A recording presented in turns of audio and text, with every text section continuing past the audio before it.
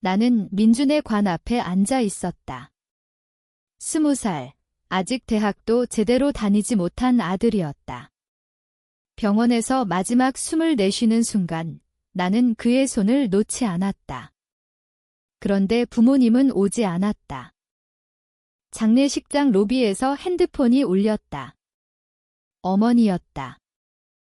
지은아, 미안해. 윤희 결혼상담소 약속이 겹쳐서 나중에 가볼게. 목소리는 평소처럼 밝았다. 마치 내가 동네 마트에 늦었다고 사과하는 것처럼. 나는 전화를 끊고 민준의 영정사진을 바라보았다. 사진 속 아들은 웃고 있었다. 지난해 여름 제주도 여행에서 찍은 사진이었다. 그때도 부모님은 오지 않았다. 윤희가 시험 기간이라 라는 이유였다. 윤희는 항상 이유였다. 장례 이틀째 아버지가 왔다.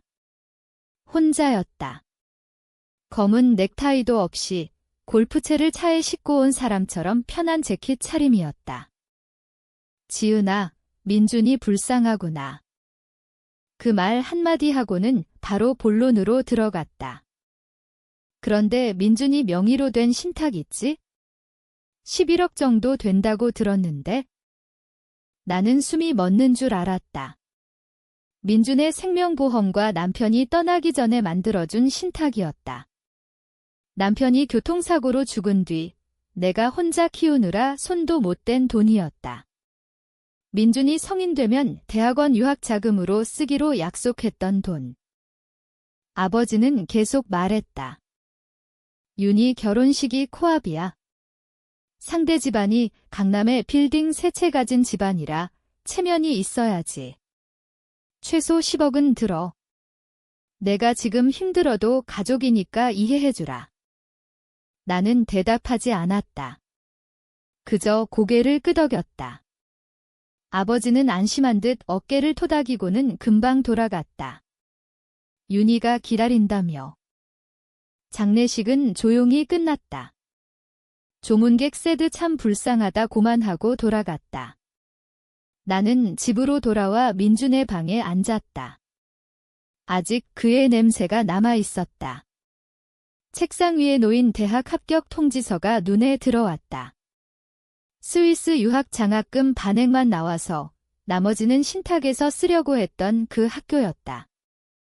그날 밤 나는 처음으로 생각했다. 왜 나는 항상 참아야만 하지? 어렸을 때부터 그랬다. 나는 첫째였고 윤희는 막내였다. 내가 대학 등록금을 벌려고 학원 알바를 할 때 윤희는 피아노 레슨을 받았다. 내가 결혼해서 애를 낳아도 지은이는 알아서 잘할 거야 라고만 했다. 민준이 태어났을 때도 어머니는 윤희가 아직 시집도 안 갔는데 하며 선물을 적게 보냈다. 그런데 이제는 죽은 손자의 돈까지. 나는 컴퓨터를 켰다. 신탁 계약서를 다시 읽었다. 수익자는 민준, 사망시대체 수익자는 나였다. 부모님은 법적으로 권리가 없었다. 하지만 그들은 알았다. 내가 거절하지 못할 거라고. 내가 언제나 착한 딸이었으니까. 나는 창밖을 보았다. 강남의 네온 사인이 번쩍였다. 저기 어딘가에서 윤희는 웨딩드레스를 입어보고 있겠지. 어머니는 들뜬 목소리로 우리 윤희 진짜 예쁘다 오고 말하고 있겠지. 나는 천천히 숨을 들이마셨다. 아직은 아무것도 하지 않겠다. 그냥 지켜보겠다. 결혼식까지 3달 남았다. 나는 그 기간 동안 매일 부모님 집 근처 카페에 앉았다. 얼굴을 알아보지 못하게 마스크와 모자를 썼다. 어머니가 윤희와 함께 웨딩숍에 들어가는 모습을 보았다. 윤희는 웃고 있었고 어머니는 카드를 꺼내며 이거 예쁘네, 이걸로 하자 했다. 나는 노트에 적었다. 날짜, 시간, 구매 예상 금액. 집에 돌아와 민준의 방에 앉았다. 벽에 붙은 포스트잇이 아직 있었다. 엄마, 나 스위스 가면 꼭 데려갈게. 나는 그 글씨를 손끝으로 만졌다. 손끝이 떨렸다. 그 떨림이 분노인지 슬픔인지 구분이 안 됐다. 어머니가 전화했다. 지은아, 신탁 얘기 생각 좀 해봤어? 나는 조용히 대답했다. 아직요. 빨리 결정해줘. 예식장 계약금 이미 냈어. 네. 전화를 끊고 나는 거울을 보았다. 눈이 푹 패였다. 얼굴이 민준을 닮아갔다. 아니, 민준의 죽은 얼굴을 닮아갔다. 나는 처음으로 검색했다. 가족 간 배신 사례, 상속 분쟁 변호사, 언론 제보 방법. 북마크를 만들었다. 삭제했다. 다시 만들었다. 밤이 깊어갈 때쯤 나는 민준의 옷장 문을 열었다. 아직 그의 교복이 걸려 있었다. 냄새가 났다. 나는 그 옷을 끌어안고 바닥에 주저앉았다. 울지 않았다. 울음이 나오지 않았다. 그냥 숨이 막혔다. 다음 날 나는 은행에 갔다. 신탁 담당자를 만났다. 수익자 변경이나 해지 절차가 궁금해서요. 직원은 친절하게 설명했다. 부모님이 대리인으로 지정되어 있지는 않지만 내가 동의하면 언제든 해지 가능하다고. 나는 고개를 끄덕였다. 집에 오는 길 윤희가 인스타에 올린 사진을 보았다. 예식장 내부 사진이었다. 캡션, 드디어 우리 집 강남 한복판 5억대 예식장 확정. 좋아요 1200개. 어머니 계정도 좋아요를 눌렀다. 나는 핸드폰을 내려놓고 생각했다. 11억이면 충분할까? 아니, 부족할 거야. 더 필요할 거야? 그때 처음으로 계획이 잡혔다. 돈을 주지 않겠다. 대신 그들이 돈이 절실하도록 만들겠다. 나는 컴퓨터를 켜고 아버지 회사 홈페이지를 들어갔다. 중소기업, 건설 자재 납품. 주요 거래처는 대형 건설사들. 아버지는 늘 체면이 생명지라고 했다. 윤희 결혼 상대 집안도 건설 관련이었다. 나는 익명 계정을 만들었다. 아직 글을 올리지는 않았다. 그냥 준비했다. 그날 밤 꿈을 꾸었다. 민준이 나를 보며 말했다. 엄마, 왜 나 안 울어? 나는 대답하려 했지만 목소리가 나오지 않았다. 결혼식 한 달 전 어머니가 집에 왔다. 처음으로. 화장기를 지나게 하고 윤희 웨딩 슈즈를 선물로 들고 왔다. 지은아, 이거 윤희가 너한테 주래. 너 발이랑 똑같대. 나는 신발 상자를 받아들었다. 300만 원짜리 수입 브랜드였다. 어머니는 소파에 앉아 한숨을 쉬었다. 예식장 잔금이 3억이야. 아직 1억 모자라. 지은아 정말 안 돼? 나는 차를 따라들였다. 어머니, 민준이 돈이에요. 민준이도 가족인데 가족끼리 도와주는 게 뭐가 잘못이야? 나는 고개를 숙였다. 생각해 볼게요. 어머니는 밝아진 얼굴로 돌아갔다. 그날부터 나는 움직였다. 먼저 아버지 회사 거래처 리스트를 입수했다. 전직 직원 카페에서 익명으로 물어보니 쉽게 나왔다. 나는 그중 한 곳에 메일을 보냈다. 귀사와 거래 중인 물산 대표 김 씨의 가족이 손자 장례식을 불참하고 상속금을 딸 결혼 자금으로 요구하고 있다는 제보를 받았습니다. 사실 확인 부탁드립니다. 첨부 파일은 없었다. 그냥 글만. 답장은 바로 왔다. 무슨 말씀인지 모르겠습니다. 하지만 그 거래처 실장은 다음 날 아버지 회사에 전화했다. 아버지가 급하게 골프 약속을 취소했다는 소식을 나는 이미 알고 있었다. 동시에 윤희 예식장 커뮤니티에 글이 올라갔다. 익명으로. 강남 예식장 00월 001 예식, 신부 측 가족이 손자 장례 불참 논란. 증거 사진은 없었다. 하지만 댓글은 폭발했다. 윤희가 나에게 전화했다. 처음으로 화를 내며 언니, 무슨 짓이야? 소문이 이상하게 돌아.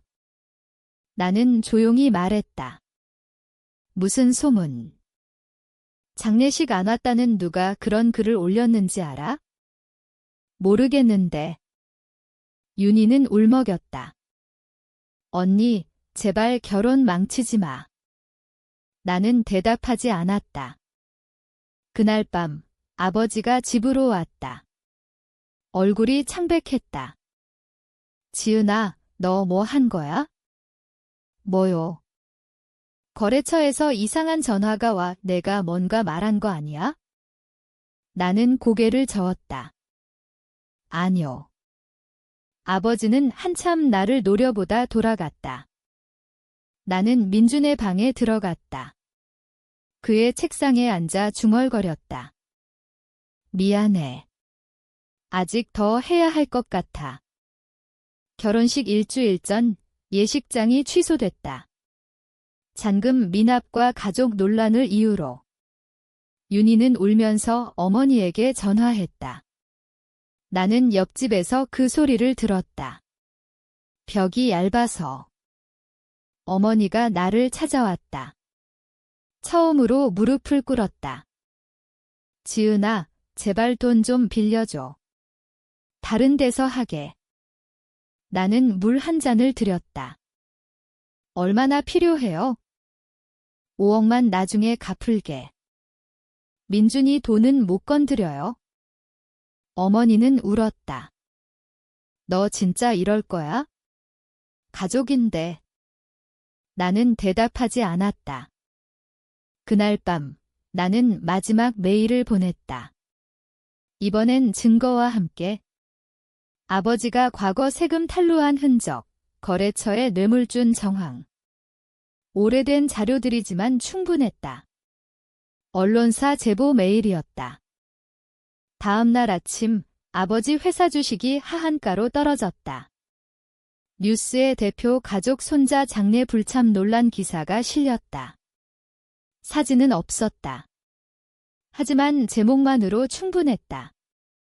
윤희 결혼은 무기한 연기됐다. 상대 집안이 파혼을 선언했다. 부모님은 집을 팔 준비를 했다. 빚이 밀려왔다. 나는 민준의 묘지에 갔다. 처음으로 꽃을 가져갔다. 이제 끝났어. 라고 속삭였다. 하지만 끝난 게 아니었다. 나는 알았다. 집에 돌아오니 편지가 와 있었다. 윤희 필체였다. 언니, 나 진짜 죽고 싶어. 나는 편지를 읽고 찢었다. 결혼식이 취소된 지 한 달 부모님은 강남 아파트를 팔고 지방으로 내려갔다. 아버지 회사는 부도 직전. 윤희는 집에만 틀어박혀 있었다. 나는 매일 민준의 방에 앉았다. 그의 옷을 입어보았다. 너무 컸다. 나는 점점 말라갔다. 어머니가 마지막으로 전화했다. 지은아, 우리 잘못했어. 용서해줄 수 없니? 나는 대답했다. 네. 정말. 네, 용서 못해요. 전화를 끊었다. 그날 밤 나는 모든 익명 계정을 삭제했다. 메일 기록도 지웠다. 증거는 남아있지 않았다. 누구도 나를 지목할 수 없었다. 하지만 나는 알았다. 내가 한 짓을. 민준의 영정사진을 바라보았다. 사진 속 아들은 여전히 웃고 있었다. 나는 처음으로 물었다. 엄마가 괴물이 됐어? 대답은 없었다. 지금 나는 혼자 산다. 부모님 소식은 끊겼다. 윤희는 해외로 갔다는 소문만 들린다. 가끔 꿈을 꾼다. 민준이 나를 보며 묻는다. 엄마, 이제 행복해? 나는 대답하지 못한다. 오늘 아침 우편함에 편지가 한 통 와 있었다. 발신인 없음. 안에 종이 한 장. 당신이 한 짓, 나도 알고 있다. 나는 편지를 읽고 창밖을 보았다. 강남의 아침 햇살이 밝았다. 나는 생각했다. 이게 끝인가? 아니. 아직 시작도 안 됐다.